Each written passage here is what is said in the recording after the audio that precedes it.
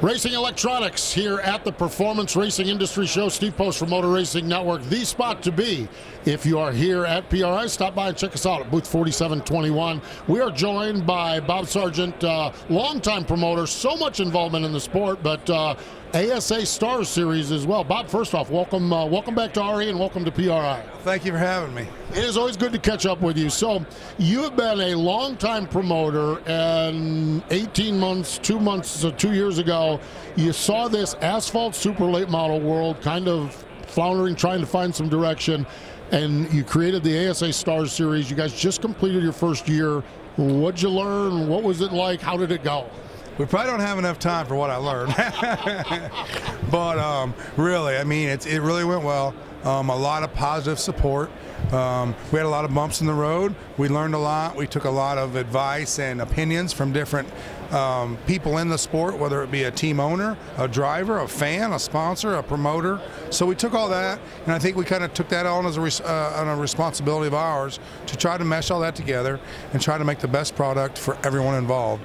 And again, we've learned a lot. 10 races we've got under our belt now, and we're really looking forward to starting the 2024 season. We got 10 races in 24 again, and we think we got a great package and a lot of good teams interested in following us. That is so cool. One of the things that this package entailed is some iconic races. I had a chance to actually go up and do the pay-per-view on the Winchester 400, the All-American 400. Some of those races has to be really, really fascinating to see these iconic races, and you guys try to interject new energy, new life with this new tour into it. How do those big events go, and the reception on those big events to what you guys were doing?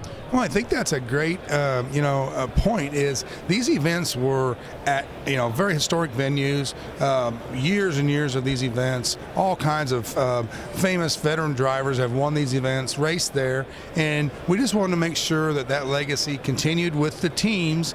And if we could bring any marketing support for the event, things change, and we feel that we're a positive new direction for the pavement late model super genre. And then to be able to bring the ASA name back, that was a plus. Jim France and everybody at the NASCAR letting us use that name and that brand and lend all their support has really been good. So it was just a win-win for a lot of reasons, and to bring this back to these iconic facilities was great.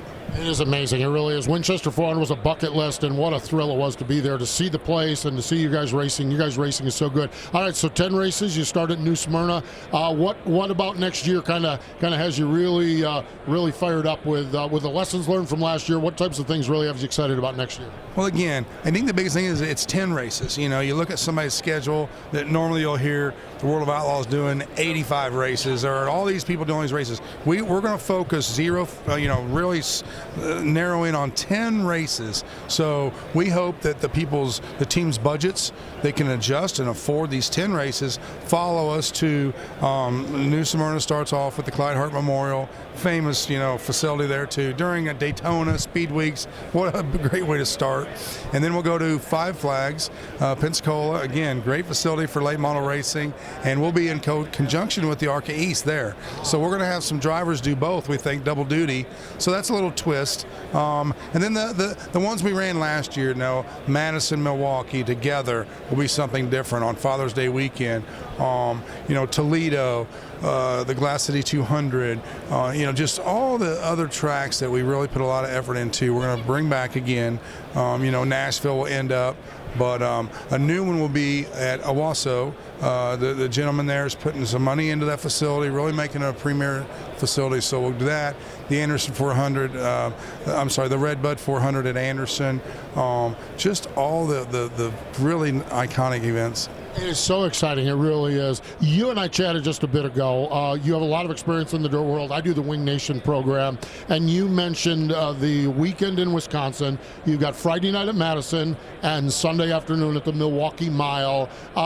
Dirt racers, that seems like a real calm race weekend, and they'd be like, what happened? Did Saturday get rained out? On the asphalt side, it's a different world. It's perfectly fine, perfectly different. The reaction to scheduling a Friday-Sunday double, how has that gone over as you've communicated with your teams? Very, very positive.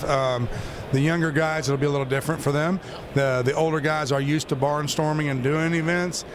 Gary St. Amant's like, we did this every weekend. So it is something new for some of these newer teams. The equipment's a little bit different, so we wanted to give them a lot of advance notice to plan, and I think they'll be fine with it. I think once we get it over with, they're really going to like it. Budgets are a big thing nowadays, so travel and motels, things like that, they'll be able to save, and we'll call it a Northern Wisconsin swing. Man, that is going to be awesome. That is for sure, and it all starts with the Clyde Hart Memorial down at New Smyrna. Bob, we appreciate the time. Thanks for joining us. We also appreciate just the return of the ASA brand and your energy in that, and these iconic races to get them pointed in a forward direction. We appreciate that as well. Well, I appreciate that and all the support that you guys give us all year. Thank you very much. There we go. That is Bob Sargent joining us here. The ASA Stars Tour, all part of the Racing Electronics family, and we're here at Racing Electronics in the PRI Show.